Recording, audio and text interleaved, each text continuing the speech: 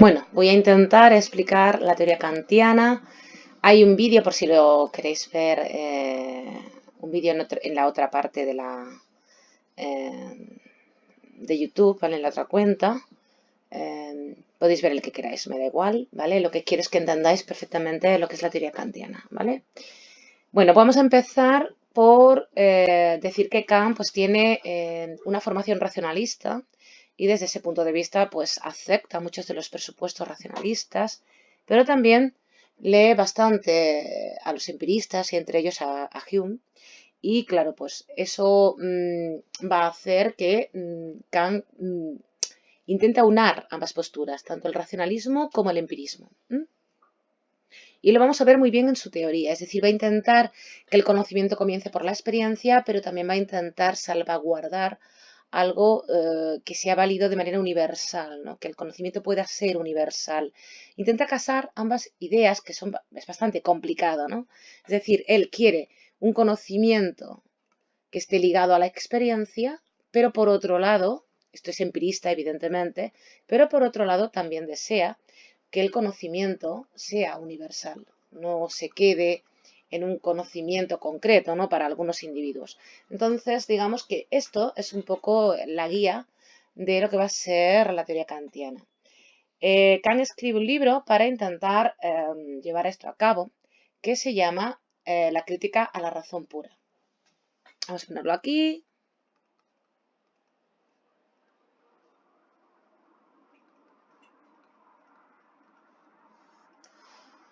Bueno, pues la crítica a la razón pura, que comienza con una pregunta, y es la pregunta siguiente.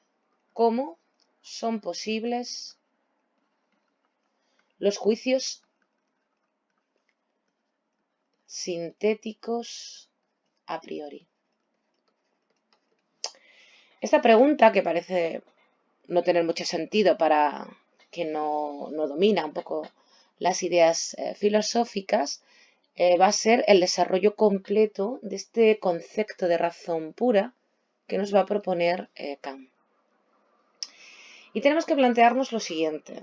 En la teoría racionalista y también en la empirista, los distintos pensadores, como Hume, como Leibniz, por ejemplo, van a separar los tipos de verdades o cuestiones, ¿no?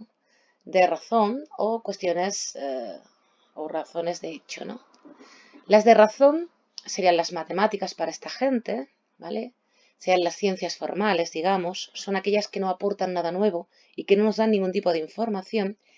Y las otras verdades que sean más empíricas, las cuestiones de hecho, sean aquellas que sí nos dan información, pero no son universales, evidentemente.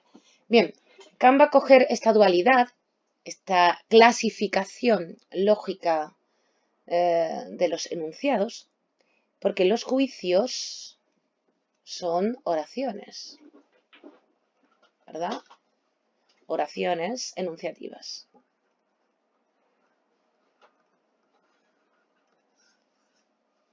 Una oración enunciativa enjuicia una realidad, ¿no? Si yo digo la mesa está rota, estoy enjuiciando la realidad. Si digo Antonio es simpático, vuelvo a enjuiciar, en este caso, la simpatía, la cercanía de Antonio, ¿no?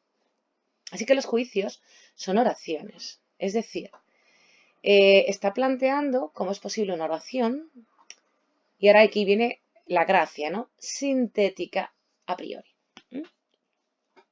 Bien. Lo primero sería dividir los tipos de juicios, ¿no? Que es por donde va a empezar Kant. Vale, pues vamos a empezar por los tipos de juicios que ya hemos dicho que son oraciones enunciativas, ¿vale? Y los juicios pueden ser de dos tipos, analíticos o sintéticos.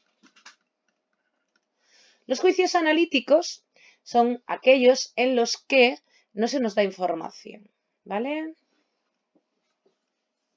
Vamos a poner otro color. Un juicio analítico es aquel que no da información ninguna, mientras que un juicio sintético sí da información. Un juicio analítico no se basa en la experiencia, mientras que un juicio sintético se basa en la experiencia. Es decir, si yo quiero saber si es verdad lo que digo, tengo que recurrir al mundo físico, contrastar la información, ¿vale? Los juicios analíticos por lo general son universales y a esto Kant le llama a priori. No necesito de la información, no necesito de la experiencia para saber que son ciertos. Al no necesitar de la experiencia son válidos en cualquier sitio y en cualquier tiempo. 2 más 2 es igual a 4, es un juicio analítico. Para Kant no será analítico, pero bueno, podemos decir que es un juicio de tipo analítico en el sentido de que en principio no necesita del espacio ni del tiempo, ¿no? Da igual donde lo diga. Lo puedo decir en Alemania, lo puedo decir en Rusia o lo puedo decir en África y seguirá siendo lo mismo, ¿vale? Un juicio, por tanto, analítico es aquel en el que la experiencia no es necesaria, ¿vale? A priori. Y a posteriori significa que sí necesita de la experiencia y eso hace que sea concreto. Por tanto, a posteriori, por necesidad de la experiencia y por lo tanto ser concreto. ¿Por qué sé que el juicio analítico no me da ninguna información? Porque el sujeto se encuentra contenido en el predicado. ¿Por qué sé que el juicio sintético da información? Pues porque el sujeto no está contenido en el predicado. ¿Vale? Y así es como puedo distinguir los tipos de juicio. Bien, pero la pregunta no es un juicio analítico o un juicio sintético, sino cómo ligo el juicio sintético con el hecho de que sea universal, ¿no? Perdón, que es aquí, ¿vale? ¿Cómo ligo estos dos conceptos? ¿Cómo ligo la universalidad con la información? Necesito un juicio que dé información y sea universal. ¿Por qué necesita esto Kant? Kant necesita esto porque necesita, de alguna manera, que la filosofía fundamente la universalidad de las ciencias, ¿vale? De las ciencias físicas. Y para eso tiene que reconstruir este tipo de juicios. ¿Y qué es lo que va a hacer Kant para poder solucionar el problema? Pues va a crear una cosa que se llama sujeto trascendental.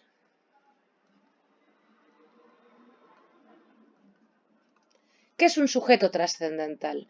Un sujeto trascendental es el yo, la conciencia, que posee una serie de categorías a priori que hacen que inevitablemente el hombre configure el mundo.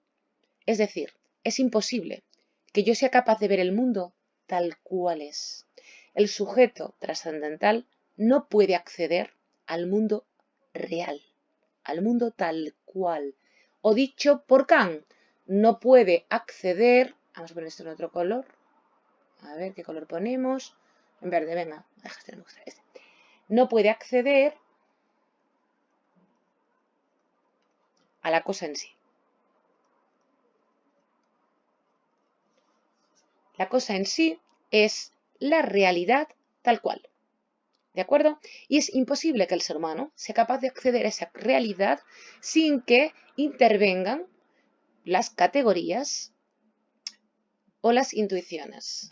¿Vale? Es decir, es imposible que un hombre, que una persona, pueda ver las cosas sin que medie un concepto espacio-temporal a la hora de interpretar ese mundo. Debemos localizar los objetos, ordenarlos y por lo tanto eso significa colocarlos en el espacio y en el tiempo. Si no, es imposible entender ese mundo para el ser humano, ¿vale? Y no solo eso, el ser humano va a intentar, ese sujeto trascendental va a intentar fundamentar los principios filosóficos que digamos, los fundamentos, ¿no?, de la filosofía que en principio Kant desecha. Kant va a intentar desechar las ideas como las planteaba hasta ahora la filosofía. ¿Por qué? Porque se ha descubierto que esas ideas abstractas no pueden demostrarse científicamente. Así que tenemos que abandonarlas, ¿no?, dejarlas un poco de lado a nivel o en relación con la ciencia. Pero eso no significa que el ser humano no necesite esos aspectos, esos fundamentos, para lo que es la ética, para lo que es la historia, para lo que es su vida, a nivel personal. Es decir, el ser humano necesita de Dios, por ejemplo, según Kant, de la creencia en el alma o del planteamiento del alma, etcétera, para que tenga sentido de alguna manera la vida, ¿no? No solamente el hombre es ciencia, ¿no? Digamos que para Kant el hombre está fragmentado, está roto, se acaba de romper. Se ha roto en dos partes. Una parte más racional y científica y otra parte quizás más ligada, aunque también es racional, más ligada a la actuación, a la acción y a lo que va a ser en un futuro conocido como ciencias sociales, frente a las ciencias naturales. Pero bueno, este sujeto trascendental, como digo, que va a intentar ser el fundamento de la universalidad y que por lo tanto va a poseer una serie de elementos a priori, ¿vale? Así que vamos a poner aquí, hay unos elementos a priori. Bien, elementos a priori, ¿cuáles son esos elementos a priori de ese sujeto que tenemos aquí? Pues tenemos dos, fundamentalmente. Uno que está ligado a la sensibilidad y que serían las formas puras de la sensibilidad. A ver qué lo ponemos ahora para que no sea igual que los otros. Jo, no sé, venga, morado.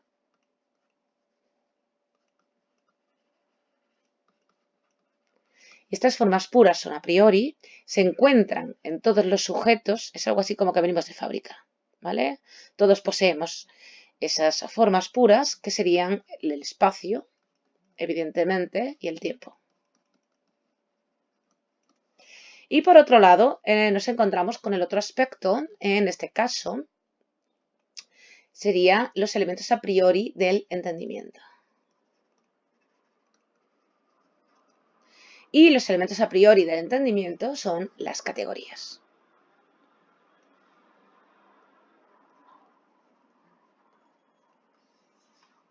Todo eso es el sujeto. Es decir, nosotros, por el hecho de ser humanos, poseemos una serie de características, ¿vale? Una es el hecho de que todo lo clasificamos a nivel espacio-temporal es o nos resulta inevitable en el espacio y en el tiempo. Es decir, entramos en una habitación y lo primero que hacemos es colocarla. Esto más al fondo, más cerca, más lejos, a la derecha, a la izquierda, esto va junto, esto separado, esto, en fin. Vamos uniendo y separando elementos para darle sentido a aquello que estamos percibiendo en el fondo. Y evidentemente también posee una cosa que es la capacidad del tiempo. Es decir, ahora mismo yo me encuentro en un sitio que no es el instituto, ¿no? Me encuentro en mi casa, ¿no? Entonces, desde ese punto de vista, el tiempo también es importante para entender la realidad, para entender el mundo. Y la otra categoría, que también la poseen todos los seres humanos por el hecho de serlos, son las categorías lógicas. Son categorías pues, como la causa-efecto, por ejemplo, la identidad, la no contradicción, etc. Son categorías, en último término, al ser lógicas, son categorías de tipo lingüístico o ligadas a lo lingüístico, a la lengua, ¿vale? El lenguaje. De tal manera que si nos saltamos un poco por encima, si acá para no centrarnos tanto, podríamos decir que el ser humano interpreta el mundo espacio-temporalmente, pero también lingüísticamente. Y nuestro lenguaje hace que podamos comprender el mundo de una determinada manera. Estamos hablando de un lenguaje lógico, no de un lenguaje personal, no de un lenguaje determinado en una nación, o por ejemplo, no estamos hablando del lenguaje X determinado, ¿de acuerdo? Estamos hablando de un lenguaje general, un lenguaje lógico, ¿de acuerdo? Es decir, de unas categorías fundamentales que compartimos todos los seres humanos por el hecho de poseer un lenguaje, ¿vale? Bien, pues estos son las categorías que poseemos todos los seres humanos. Fijaros bien que hemos cambiado respecto a Descartes. Si os acordáis de Descartes, Descartes decía que existían ideas innatas, contenidos en la mente humana. Sin embargo, curiosamente, lo que va a hacer Kant es eliminar el contenido. Es decir, para Kant, estas figuras no poseen contenido alguno, con lo que no pueden ser de ninguna forma ideas innatas, ¿vale? Así es como distinguimos en Kant, o distingue Kant, perdón, me he confundido, ideas innatas, perdonad. Vaya por Dios, un segundo, por favor, ¿vale? Con lo que Kant distingue ese sujeto trascendental que él defiende de lo que sería el contenido mental que planteaba, que defendía Descartes, ¿vale? Entonces, fijaros bien que en ese sentido es un poco distinto a la teoría, bueno, bastante distinto a la teoría cartesiana. Aunque estos resquicios de a priori nos recuerdan un poco ese innatismo, ¿no? No es lo mismo, pero que tiene como ciertos aspectos semejantes, ¿verdad? Bien, esto es el sujeto trascendental de Kant. Pero hemos dicho que, aparte de que existe cierta influencia racionalista, y la tenemos aquí en este concepto del sujeto trascendental, es donde estaría la influencia racionalista. ¿De qué color lo ponemos? Para que no sea igual a ninguno de los que hemos puesto ya. Vamos a poner en negro. Para que vamos a cambiar, ¿vale? Pues esto sería un poco, o tendría parte de la influencia racionalista, ¿vale? Es decir, el racionalismo va a influir en la teoría kantiana a través de lo que sería su concepción o su deseo de hacer un conocimiento universal, y se va a basar ese conocimiento universal en que existe un sujeto más allá del sujeto particular, una especie de sujeto común que todos compartimos, ¿no? Es una especie de mundo simbólico, ¿no? Digamos, en el sentido de que, bueno, todos los seres humanos poseemos esa capacidad de interpretación del mundo. Y es así, no vemos de otra forma, no concebimos el mundo de otra manera, lo que significa que el conocimiento, según Kant, es universal. Ciertamente que es un conocimiento que no llegará nunca a la cosa en sí, es decir, al mundo físico real, tal cual, pero de alguna forma, aunque no lleguemos a ese mundo real y a conocerlo tal cual, sí podemos llegar a un conocimiento universal a nivel humano, es decir, el conocimiento lo compartimos con todos los seres humanos, aunque no fuera válido si existiese, entre comillas, imaginaros, unos extraterrestres, ¿no?, que viniesen de repente a la Tierra con un concepto o una mente diferente, no podríamos entendernos con ellos, ¿no? Tendrían otra versión, otra visión de la realidad, probablemente completamente distinta a la nuestra. ¿Por qué? Pues porque eso forma parte, digamos, de lo que sería su capacidad en este caso. La nuestra comparte una serie de características, ¿vale? Por el simple hecho de ser humano. Todo hombre percibe el mundo de esta manera, con lo que el conocimiento es universal, al menos, como digo, a nivel humano. Ese es el planteamiento kantiano. Bien, y esa es la influencia racionalista, pero hemos dicho que también hay una influencia empirista, ¿verdad? La influencia empirista la vamos a poner aquí.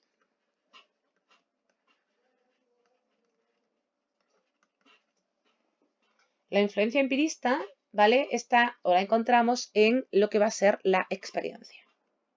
Todo conocimiento, va a decir Kant, comienza por la experiencia.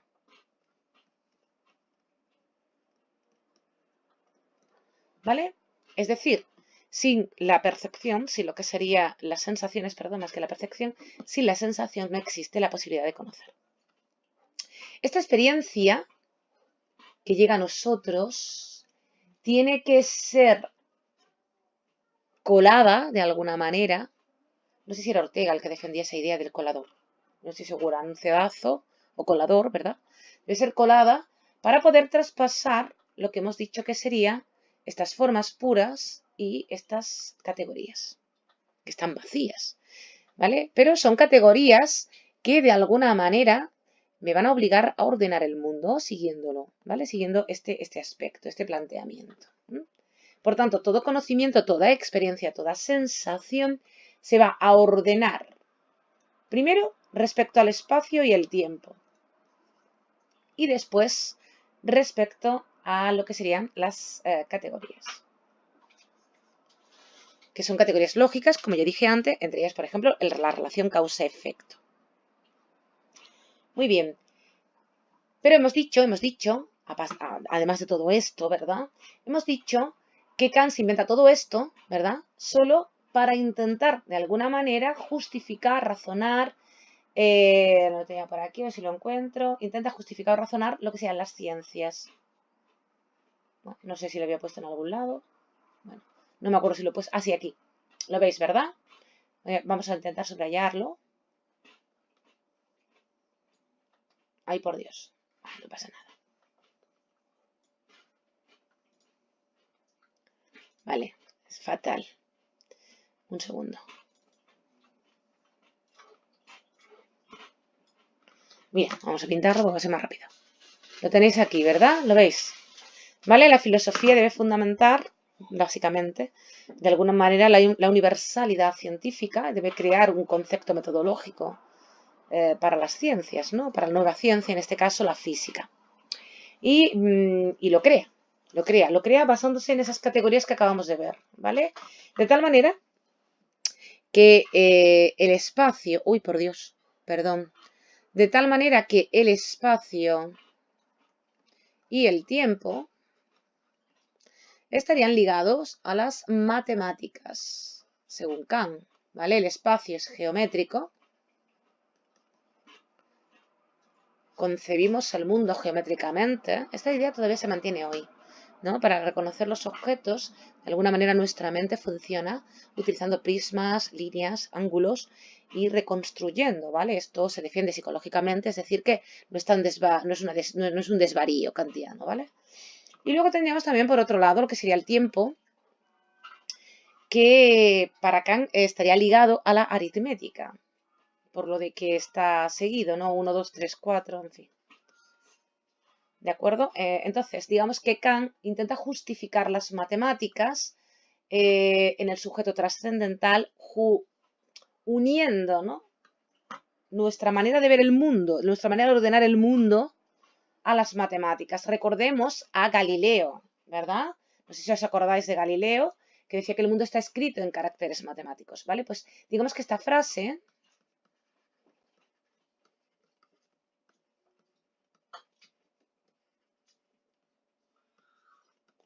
se podría aplicar un poquito cambiada a Kant, ¿no?